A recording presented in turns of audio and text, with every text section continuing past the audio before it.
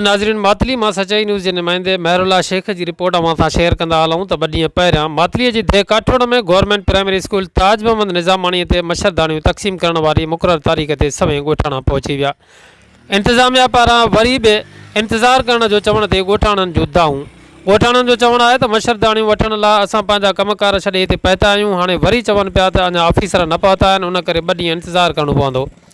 ॻोठाणनि जो चवणु आहे त हिकु हथु मच्छरदानीअ लाइ बि असांखे परेशान करे तज़लील जो निशानो बणायो पियो वञे।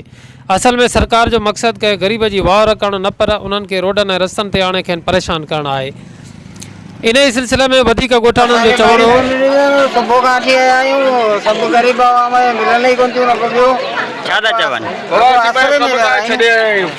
ना तव्हांखे रद्द चयूं तो सुभाणे हिते हलंदियूं मारियूं। हा असां हिते हलंदियूं, असीं सुबुह साण आया आहियूं, जेका ॻाल्हि ई कोन्हे का कमकार सभु छॾे असीं आया आहियूं।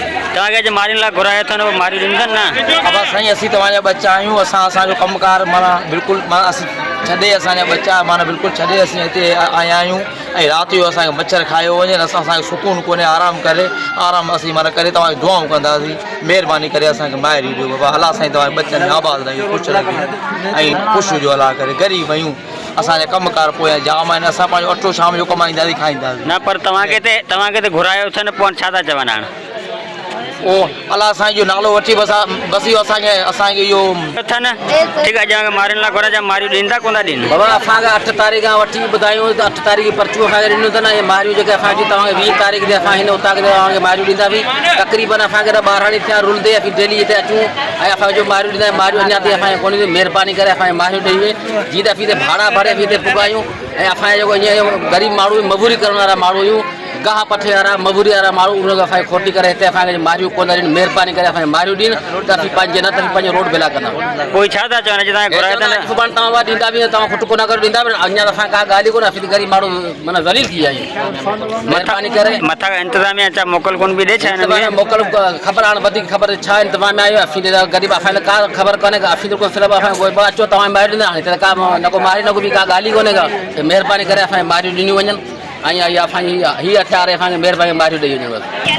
हीअ जेका आवाम ते घुराई वई, इन्हनि खे मारियूं छो कोन मिलनि? मथां इंतज़ामिया छो कोन थी? असांखे बदिन ॾींहं छो आहिनि इंफॉर्मेशन ॾिनी हुई त बाबा जेके 8 आया आहिनि उन्हनि खे 20 तारीख़ ताईं मच्छरदानियूं तनसीम कयूं आहिनि। असीं कल्ह घर विया आहियूं, सभिनी खे ॿुधाया आहियूं की बाबा तव्हां जिन्हनि खे 8 तारीख़ ॾिनल आहे से सभु सुबुह जो 20 बजे आडो माछी पोलिंग ते पुॼी वञनि, जीअं त असीं तव्हां में मच्छरदानियूं तनसीम करे सघूं। असीं हिते पुॻा आहियूं, राति जो असांखे 1 बजे हुननि दड़े कॉल करे चयो त सुबुह जो केर बि कंहिंखे को बि मुआवी वग़ैरह न ॾे जेसिताईं असांजी का पोयां कॉल न अचे। ऐं इहा छाजी रुकावट आहे इहा असांखे कोन्हे ख़बर। हीअ सॼी आवाम हिते गॾु थी आहे, सभु असांखे जलियो बीठे आहे। जेकॾहिं तव्हीं नथा ॾियो त असीं दरवाज़ा तोड़ींदासीं, जेको बि सरकारी माल पियो आहे असीं खणी वेंदासीं। ॿी सूरत में असीं रोड ते धरनो हणंदासीं। जेकॾहिं नथा ॾियो असांखे, असीं पंहिंजा ॿार बच्चा सभु छॾे आया आहियूं।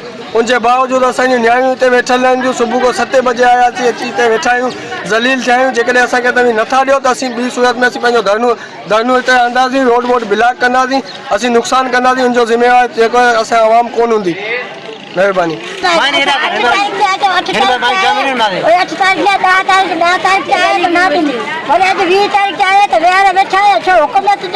काने क्या हल को हां गरीब माण्हू खोटी थी वेठा आहियूं। कहता असां जो कम तो करियो, ना सीटो सामान, ना को मारी, ना को पैसा ॾोकर, ना माल मत कुछ कर न ॾियो। छा करियो? मूंखे ॿुधाया बा सभु पर्चियूं आहिनि, ॾिसी वठो।